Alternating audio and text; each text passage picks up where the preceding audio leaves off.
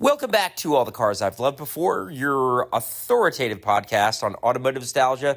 Season 3, Episode 5, our buddy Kelly talks about living and driving in Japan, being a veteran. You're going to like it. Take a listen.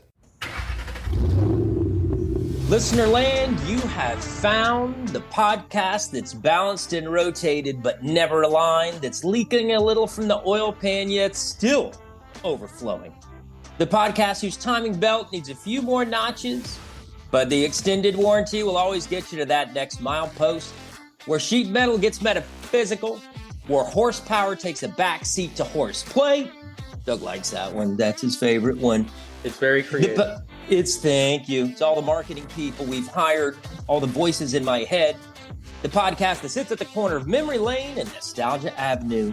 You're about to take a permanent detour we have no intention of fixing. You have found To All the Cars I've Loved Before, your podcast where every car tells a story, every machine has a soul, and every car has its culture. All right, how's that for the opening? It's growing on you, right? It's growing. It's all the marketing people. Every car has a culture. Every car has a culture. Okay, is that what I said? We even wrote it out. Nope. Oh, my bad. We'll get you there. Apparently you need to hire a new co-host along with some new marketing people. I'll get it right one day. But I'm so happy for today's guest, close personal friend of mine. And let's see, before we let's get a theme. We got to have today's theme. And today's theme, okay, what movie gives you, or movies gives you Fahrvergnügen, okay, when you see them? And by that, of course, what am I referring to? The old VW, and we're on a VW kick. I apologize in advance. This will make Guinevere happy. Yes, Guinevere, this is partly for you, but it's just on our minds. It's on our minds recently. Today's guest went with me to the Rare Air show with me and my kids. But okay, let's get back to today's theme.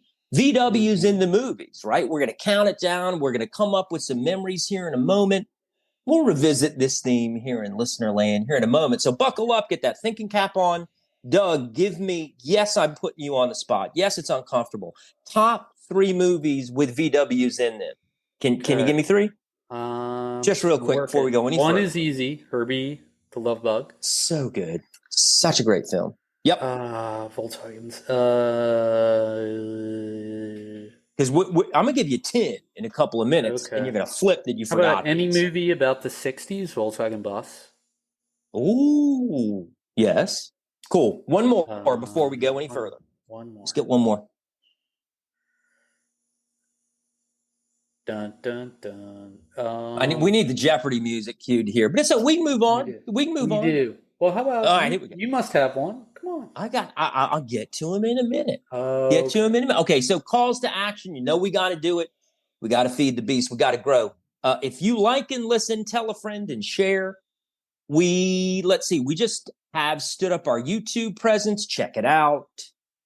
To All the Cars I've Loved Before, you'll find it. So where we have the tags and the metadata and all that good stuff for YouTube. Of course. And we have guys on it. We have all our podcasts up there, and we have our first video, which was a visit and interview to James McRae, previous guest, season 1. Look at us. Season 2, episode 7, I believe, his shop. And if you like Porsches, there's several in that shop. McRae. So it's great. Can't beat McRae. Hey, so that's really neat, man. That means that we've not been at the podcasting thing for very long, but now we got video content up too. And he and I were going through each other's phones, and we found all kind of buried automobile content. So we'll kind of bring that to the fore. I found a bunch of videos of driving through Ireland that we're going to throw up there. Anyway, all right. Well, thank you for that. The YouTube presence being set up. Okay, and if you like it, tell a friend. Follow, download. The big thing is to follow and have your friends follow too. As we mentioned last time, the link tree is up and running.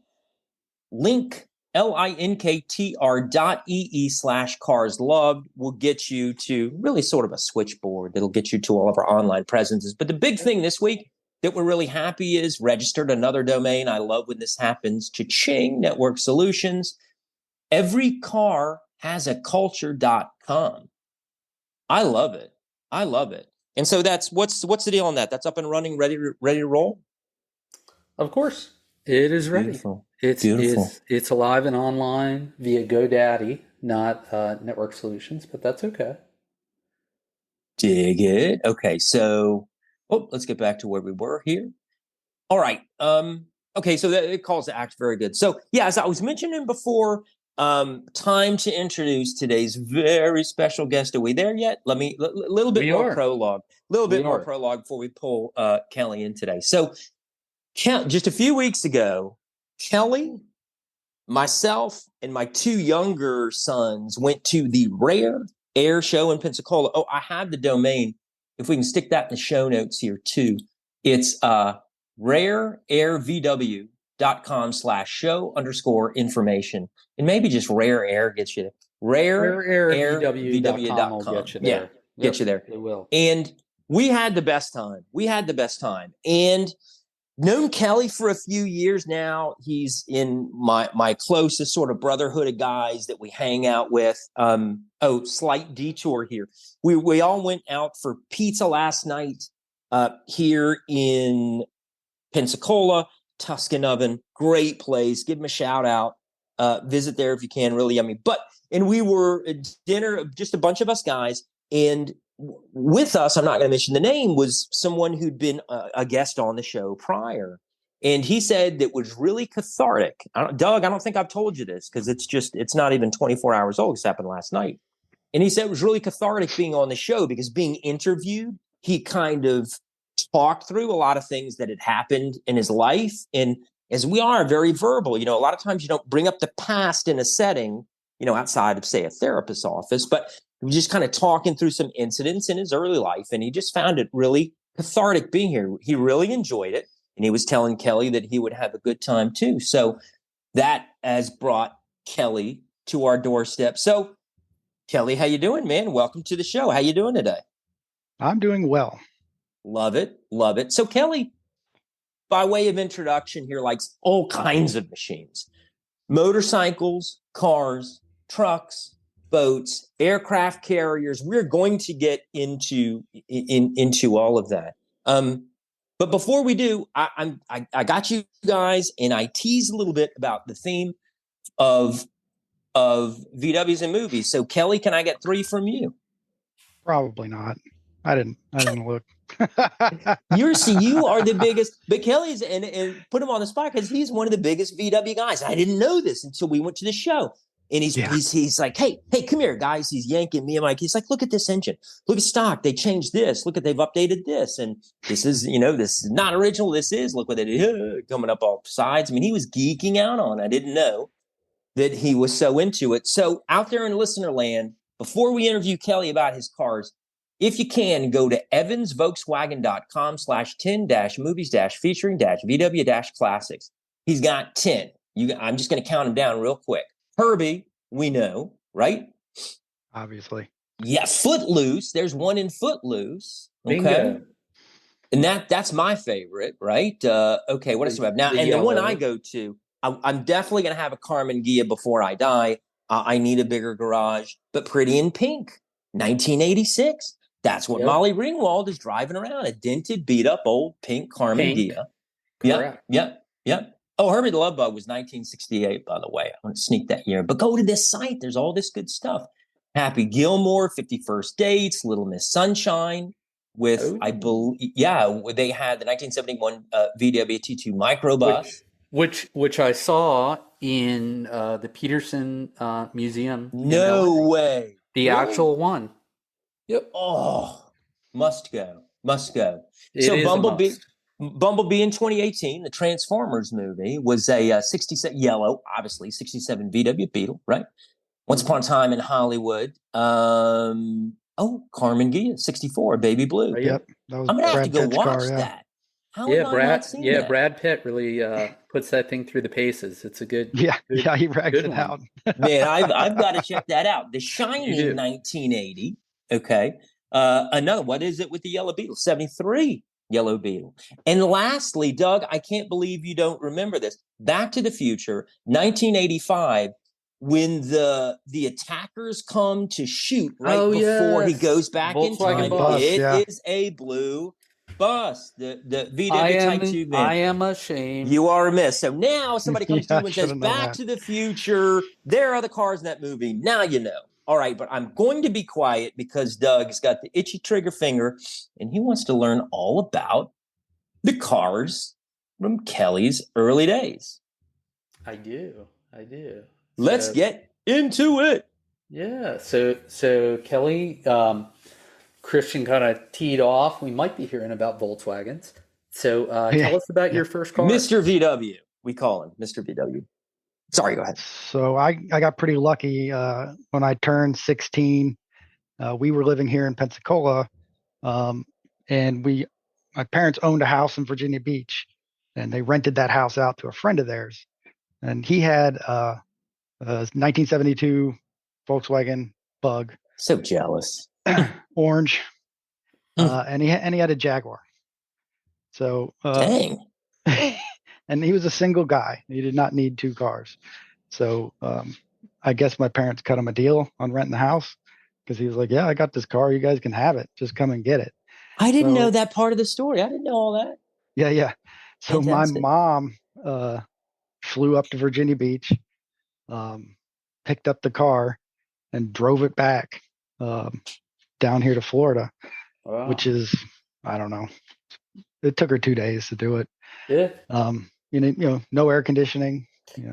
Yep. Of course. And no idea, how reliable the car is. Driving it pretty far. So, thank you, Mom, for going and getting the car. And I was working. I was a lifeguard on the Navy base. And I was on a break, so I wasn't in the stand. And I saw my car drive right up in the parking lot. And I was like, oh, hell yes.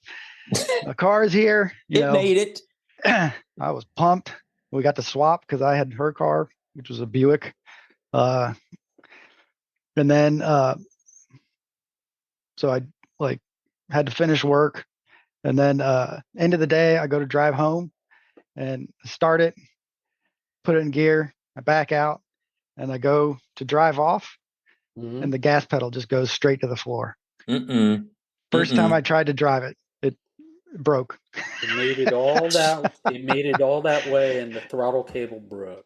Yes, it did not break on my mother, which was very nice. Thank God. Yeah, it broke on me, and it turned out you knew how to drive stick shift already, so I did. My dad had a 85 Fiero. He had a Fiero. I didn't know that either. I can't wait to have your dad on the show to hear about his dad is a trip. You're not gonna believe he's got this some guy. real I mean, he grew up in LA, so he's got some real good stories from the 50s and 60s in LA. Now, what's the green car that he just sold? That was the car he bought in high school. It was was that the MG or something? 47 MG TC. Oh man, MG TC, nice car. He got pictures too. Sorry, I'll be quiet. Yeah. Can't wait. I'm trying to get both of his parents to be on the show. His dad, we were at a tailgate, I think it was last weekend, hanging out, and his dad was getting all excited. I was like, man, we're going to do it. All right. Yeah, you got to kind of drag stuff out of him, but he's full of stories. Is he ever? I mean, he's seen so many things. You're like, oh, I know this guy. Oh, yeah, I ran into him once. I'm like, yeah. I hope you're writing this down because it's crazy. You got it, yeah, for sure. Yeah. But so the Volkswagen had crapped out the first time I drove it. And it turned out that the accelerator thing was a thing. We got it towed to a mechanic. We're like, oh, we don't know what it is. But I ended up having this car in total, we had this car for over 20 years. Oh, wow. But it turned out that the gas pedal thing was a thing with that car. Like Volkswagens have a cable, there's literally a cable is hooked to the gas pedal and the other end of the cable is hooked to the carburetor. It's a straight shot. There's nothing fancy about it. But on my Bug, the gas pedal had wore away in such a way that it would crimp the wire every time you hit the gas pedal. So eventually it would just snap. Yep. And then it was on borrowed time. Yeah. So, you learn how to drive with a pair of vice grips. clamped onto the end that's sticking out, which is tough. Have you ever tried to drive with your right foot next to your right, or your right hand next to your right foot? Like, it's not easy, but you can get around. Amen. You're the second person I've heard of doing that, so yeah, it's impressive. It's a thing. Definitely a thing. Yeah. But I mean, owning a Volkswagen is kind of it's a constant battle. It's like home ownership. Like, there's always something wrong. There's always a thing that's on the list that you have to take care of. So I had a bug, and my buddy Charlie, he also had a bug. His was a 70, I think, and it was green. And then in high school, I gave him a ride to school, like our whole senior year, because his generator had quit. So if he wanted to drive, he had to put his car on a trickle charger all night, and then he could like drive to school and he could drive home, and that was about it, because the battery wasn't very new either. But so I gave him a ride, and then he went off to the Army, joined the reserves, and then I went off to Florida State. And then he came to Florida State. He just like literally knocked on my door in my apartment. And he's like, "Hey man, how you doing?" I was like, "Well, hello, how you doing?" So we actually like became better friends after high school. But like the two of us, we'd have our cars like just parked next to each other like every weekend. Just trying to keep one or the other of them on the road. I mean, but like we carry enough stuff. Like I had a toolbox, I had a jack, I had jack stands. Smart man. I mean, literally had enough stuff to pull the engine and do repairs. And I know that because we did it in our front yard. We pulled his engine out. And later we did mine in the parking lot. But yeah, you can carry enough stuff in a bug to keep a bug on the road. Heard that. So what ended up happening to that car? So I caught the VW, disease. I see. From having that car. I am aware. So I had to get the coolest, to me, Volkswagen, and that was the Westphalia bus. Absolutely. So, back then there was no internet. There's no bring a trailer, so you're just perusing the classifieds every day to see if something cool shows up. Yep. And I lucked out. A 1966 Volkswagen bus, Westphalia, in really pretty nice condition, just showed up for $2,500. Cool. So on the other side of town, like on the west side of town. So my dad went with me and we went and checked it out, and he had that bus, and he had a 21 window deluxe, which is now, the holy grail. Those are major desirable now. Yeah. But that one, in whenever this was 1991, it was already in pretty bad shape. So I imagine it's pretty much returned to the earth by now. It was missing some of the windows. There was rust everywhere. It was not in pretty shape. The wheel wells had been cut, which is, horrendous. Yep. It happens. But so the what happened to the bug? How long did you have the bug before you moved on to the bus? And then what happened? Really? What ultimately happened to the bug, if it stayed in the family or not? I really only drove it for a year. And then when I bought the bus, my dad was like, "Well, I can use a car." So it became his car, and he drove it a lot for a while. And then I ended up swapping back because I went to Tallahassee, went to Florida State, had a lot of fun, did not learn much. Too much University had enough of me, so they kicked me out. But I stayed in Tallahassee for about 4 years total. But I worked. I was a delivery driver for a while, and the bus was not great for that. So I ended up selling it. And then my dad gave me the bug back, which was very nice of him. So it became mine again. Nice. But before I sold the bus, so when I bought the bus, it had this hot motor in it. It had glass pack exhaust, Weber 2-barrel progressive carb, this fat cam. So like at idle, it was just like popping away. Like the whole bus shook at idle. And I was like, I'm not letting that motor go. So before I sold the bus, I swapped the engines. So I put that bus motor into the bug and put the bug motor in the bus and then sold the bus. Nice. And kept the motor. Nice. Smart. You'd think it was cool for about a year. And then I was in Tallahassee. I was a delivery driver for Costa's Subs and Salads, which unfortunately just closed like 2-3 years ago. Yeah. And Costa died back in 2017, but he was the best boss I ever had. Great dude. But I was driving, I think I was on Gaines Street in Tallahassee, and the engine just quit. And I took it to the mechanic. The mechanic took the engine apart. I had asked him just to tell me what was wrong. He completely disassembled the engine, charged me for it, gave me back my engine in a box. And it turned out that, so like the stock cam is a single piece, like molded and then machined. And then aftermarket cams, there's the cam and then there's the gear. And the gear is bolted on with 3 bolts. And one of those bolts backed out and caught and exploded. And there's just metal pieces everywhere. And the cam, was shot. So the whole engine was pretty much garbage at that point. So I was out of work because I was a delivery driver. Yeah, that's right. Yeah. That was a big problem. So one of my roommates, Jason, was out of town and he'd left his car. So I borrowed his car for about 2 weeks and then kept working. And then I found a VW shop on the south side of Tallahassee. And it was this old hippie who was now old and bitter.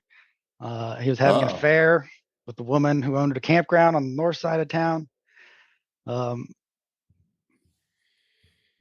To my knowledge, his wife was not aware of it. Oh, dear. But then there was 2 younger guys who worked there, and they were both cool. They're like, look, you can come in, you can work here, you can do brake jobs, you can do oil changes. We'll pay you. And while you're doing that stuff, you can go through some of the parts we have here. You can find stuff and you can build your own motor. I'm like, I don't know how to build a motor. I'm like, don't worry about it. We'll tell you how to do it. So wow. I went through, I don't know, like 3 or 4 short blocks trying to find one that was relatively straight. So we take them all apart, put them back together, see if all the pieces fit together the way they should.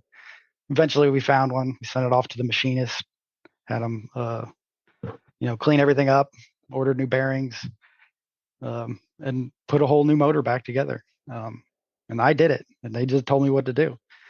And that's the only time I've ever done that, but it's pretty cool to have done it. Yeah, definitely just to have the help and experience. It reminds me of that movie Christine, where the guy got to work in the It's in the shop. It's nothing like the movie Christine, but yeah, we do. I don't think there were any Volkswagen. He wouldn't be sitting in the chair. He would be good. Anyway, yeah. He'd be a victim in an 80s horror film is exactly what he would be. Yes. Yep. So it was very gratifying to have done that. I remember like starting the engine for the first time.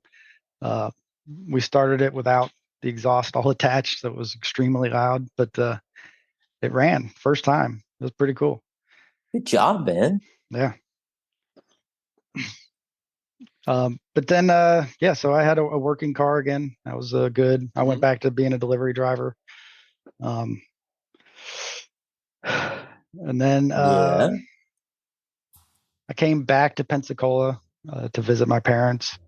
And I was driving around on Scenic Highway down by where Calvert's is. Yep. Like right there on the corner. Yeah. And there was a 1984 Toyota 4Runner for sale. It was $5,000. And I saw it and I was like, I gotta have that. You remember the price for everything you paid too. I don't think I can remember the prices for things.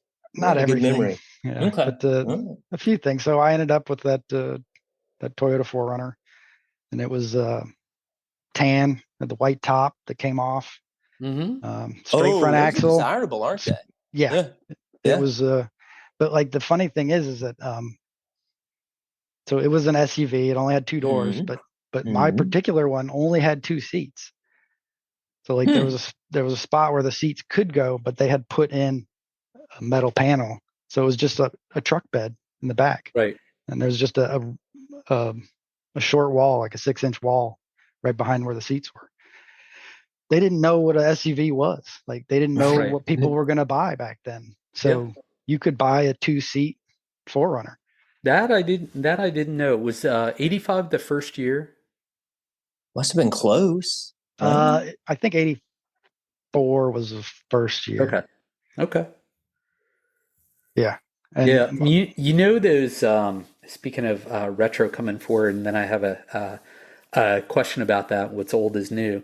I don't know if you saw for 2024, Toyota started offering a 80s graphics package on the new. Yeah. Have you seen it? It's pretty cool. I like it. Yeah. Yeah, it's pretty cool. It's total retro, just exactly what you'd expect on your 4Runner. And speaking of which, since Volkswagen family, obviously they've had a reboot of the Volkswagen Bug. That's now past us. But there's a Volkswagen bus coming out that's going to be all electric. Yeah, the ID Buzz. Have you looked at it? I mean, I've seen the online. pictures. Yeah.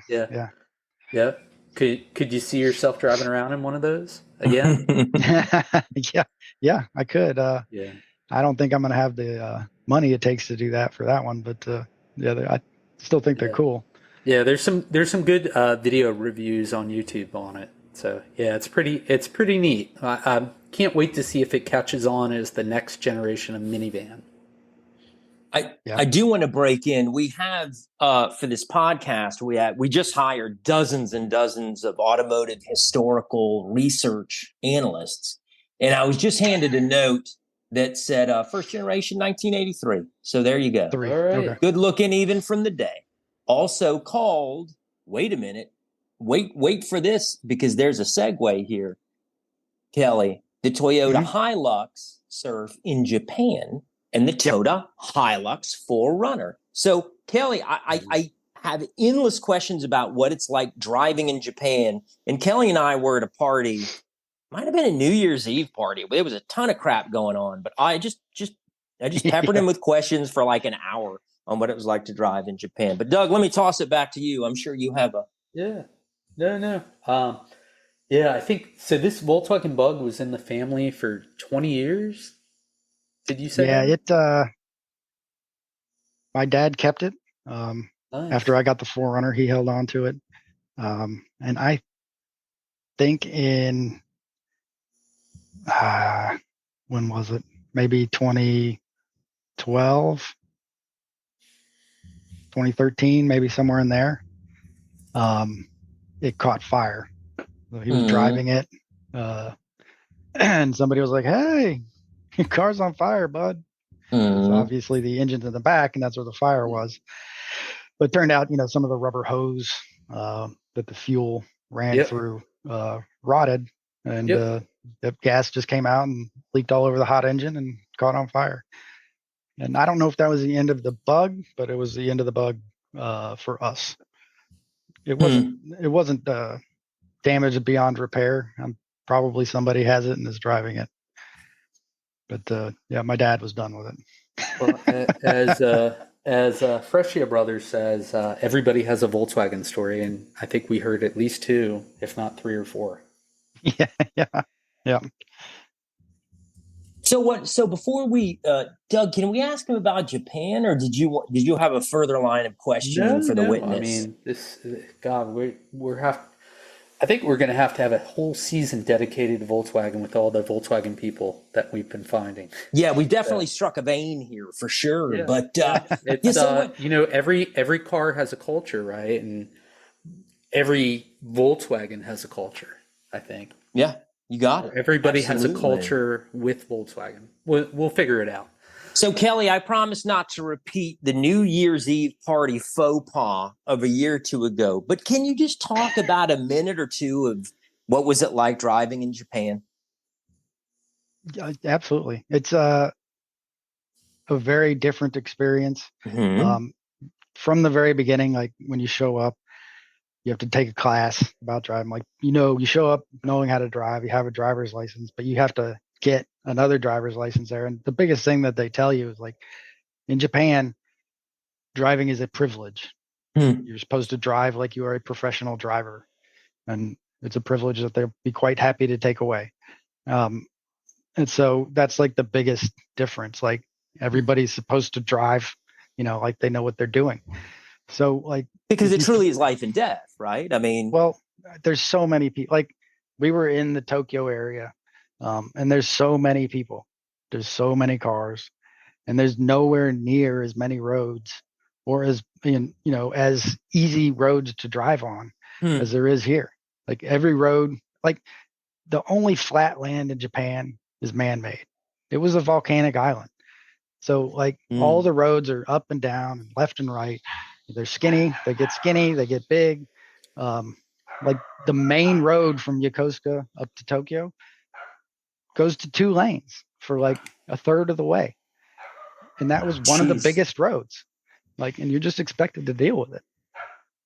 But they put their money into, trains, and cars were secondary. Did you see a lot of KEI cars there? Oh yeah. And that's like when we had to buy a car, like, I was like, well, you got to pick something on the smaller side, because the bigger it is, just the harder it is to park it. Right. And harder it is to get around. I think taxes as well, right? That was the K car. That was a big thing of the K car. Yeah, efficiency standards. One of the biggest things is that the K car, you can only have a 660 cc engine. You're correct. Yeah. Because they want efficiency. Like, so the size and the efficiency both for the K cars, but they make sense there. Like, here it's a weird novelty, but over there it totally makes sense. Very interesting. We had like, there's a used car lot on the base, so you just show up and whatever's there, you pick something. So we got a Honda Stream. It was a 2000 Honda Stream. And that's a Honda Civic, but it's like a tall wagon Civic. So it had 3 rows of seats. Wow. The ceiling was a little bit higher. It was a perfect car. It was a great car to have there.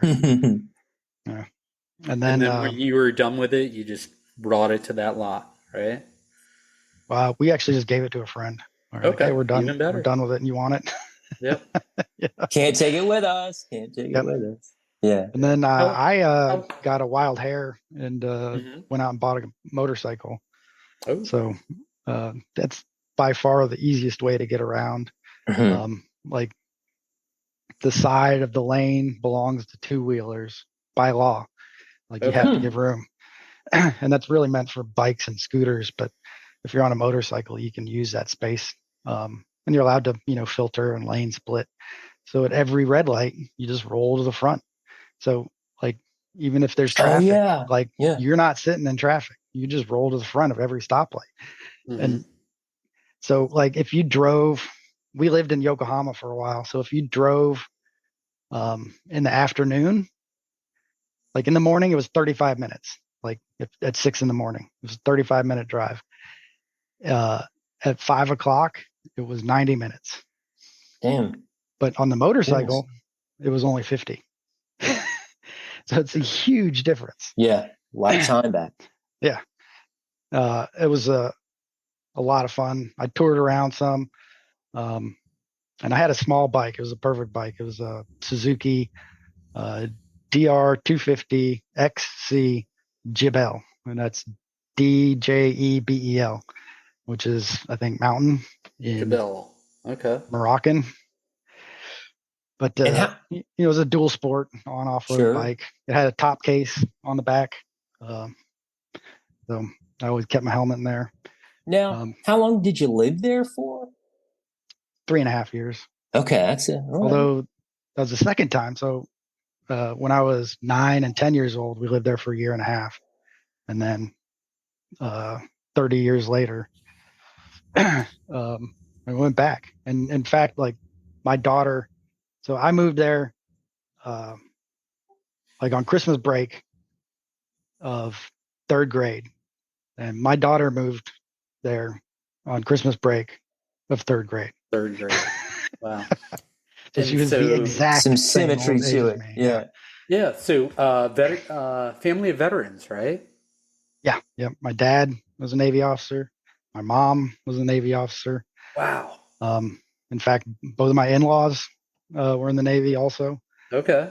So yeah, it's as far as like my kids go, like all 4 of their grandparents were in the Navy. Now, I don't know if you knew this, Kelly, but that's beautiful. And thank you, and thank your parents. I'll thank them.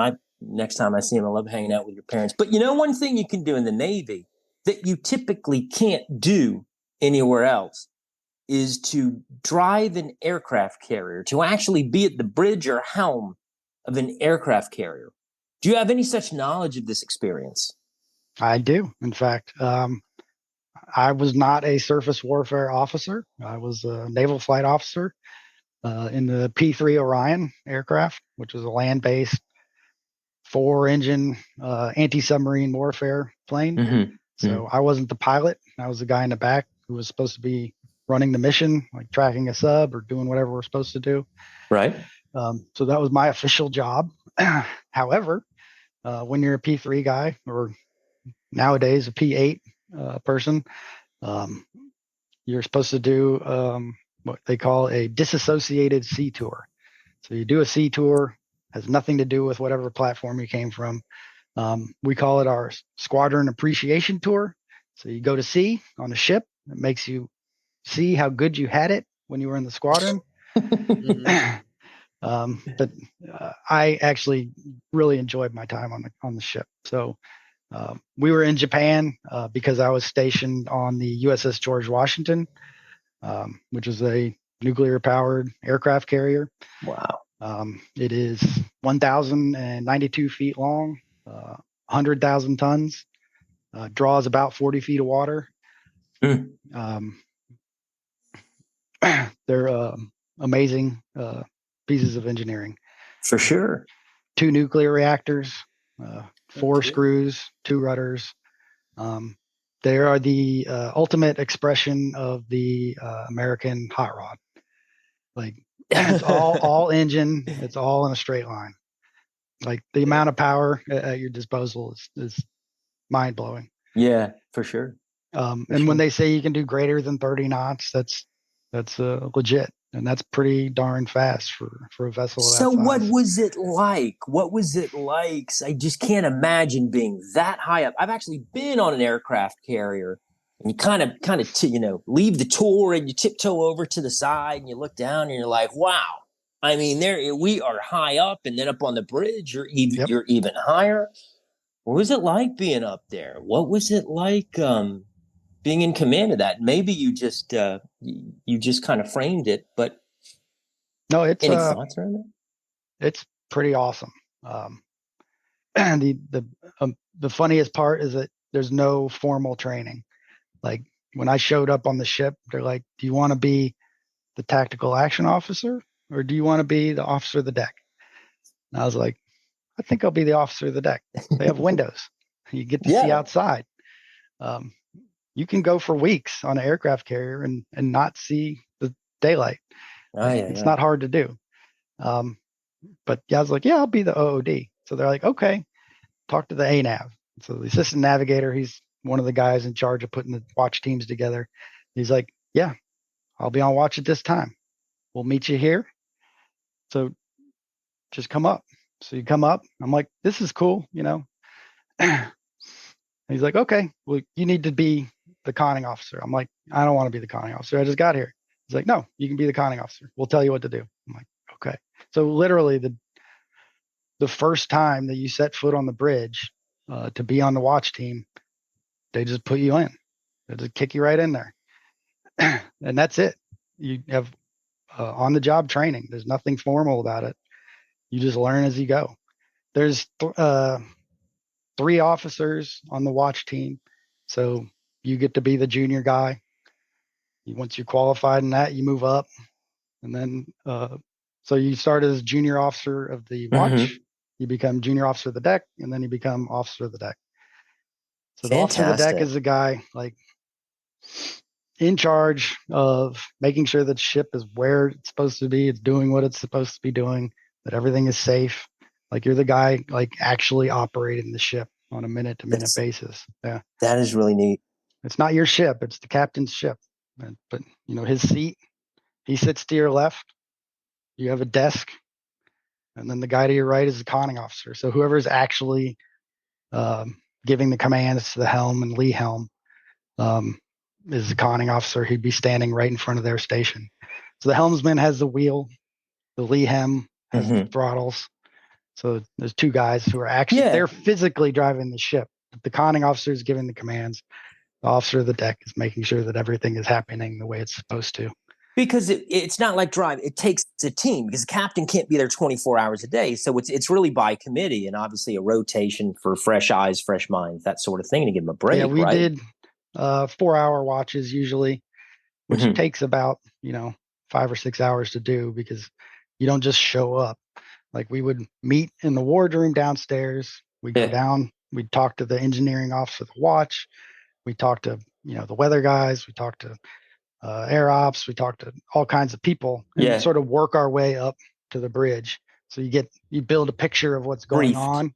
Yeah. And then you show up on the bridge. He gives you a brief, and then you turn over the watch. So all that takes about an hour.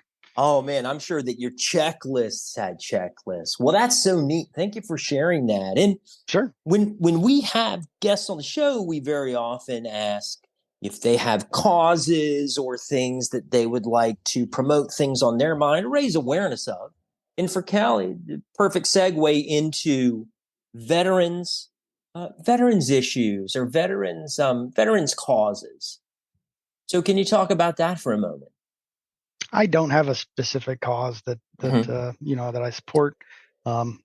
Being a veteran, it's important to me that we keep looking out for veterans. I do that at my job. I've hired a bunch of them. Some of them have been good, and some have been not good. The military community is really just a microcosm of America. So some people are duds, but it's good to at least give them the opportunity. It's a huge change in your life, especially if you've been in for 6 years or 10 years or 20 years, whatever. The longer you've been around, you sort of get used to that. It is a little bit weird, to be back out on the outside. Sure. Yeah. Just to the veterans in general.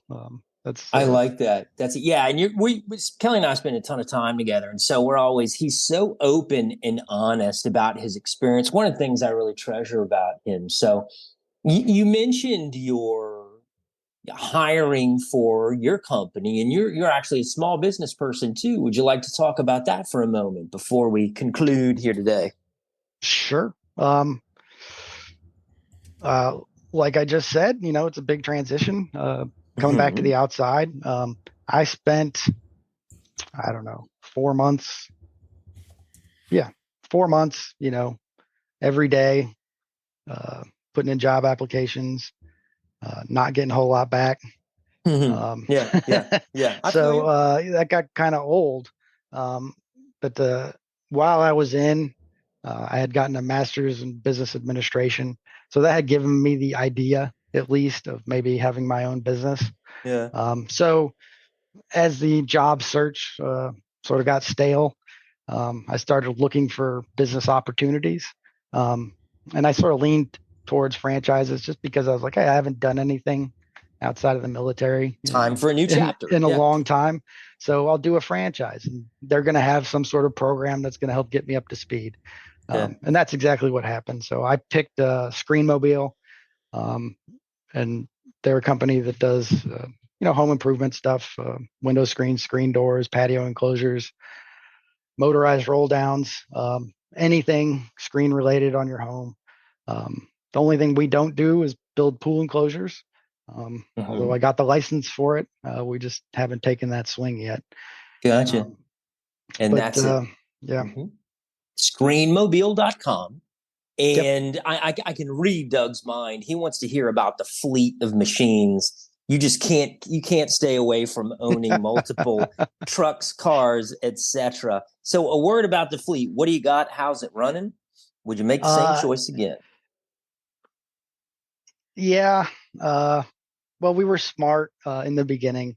My dad has a friend who's a car dealer in the area, and he's like, "Look, I can get you a Toyota Tundra for, it was a really good deal. It was,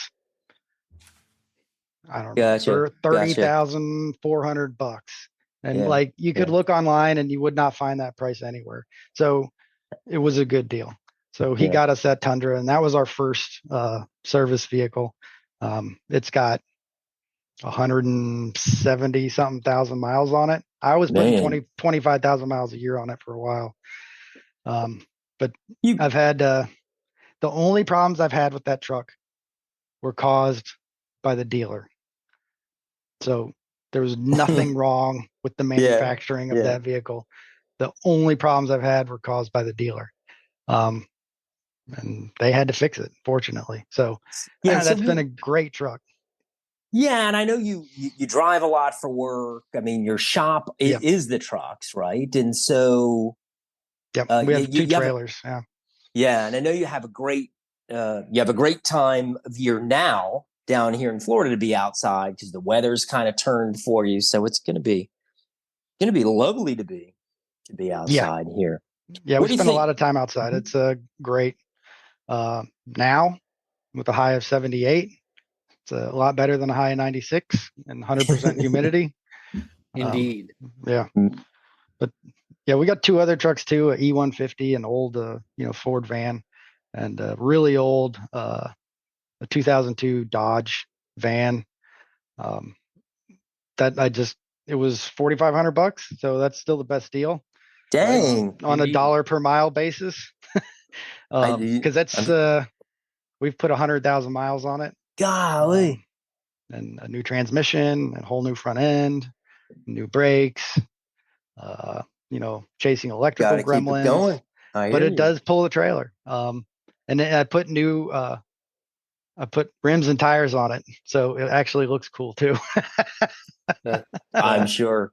That is important. You want to attract the young talent, right? Yeah. You're getting the oldest vehicle with the coolest wheels. There you go. It does have a leaky head gasket though, so its days might be numbered. Well, speaking of days being numbered, pal, it was great having you on the show. We're trying to make it work with Kelly for a while. One of my closest friends, just a prince of a guy, a blast to always hang out with. So thank you for making the time, bud, being here. As always, veteran, small business person, mechanic. This guy does it all. Maybe the most interesting man in the world, at least Florida. What do you think, Doug? I think he's right up there with the last most interesting guy in the world. Yeah, the guy from the beer commercial. Kind of looks like him a little bit, too. Anyway. The beard, huh? Yeah. Well, thank you, pal. It was great having you on the show. Appreciate Kelly. it. Great meeting you. Thank you for your time. Yep. Thank you for having me on. It's been a good time. Thank you, pal. Well, you have just heard the high-revving, low-mileage, late model goes to 11 car podcast. Greatest car podcast in the world for you to share your story. So remember, thank you for listening. Keep the rubber side down. We will see you next week. On. Oh, yeah, sorry. So, carslove.com to all the cars I've loved before. Christian at carslove.com. Doug at carslove.com. Our new Every car has a culture. Hit that. Check us out on YouTube. We are unstoppable. We are, we're hiring hundreds of people. If you're looking for a job, go to carslub.com. Always hiring mechanics and everything else. Not really, but all right, check us out. And if you want to be on the show, it's real easy. Ask Kelly. See you soon. Have a great week.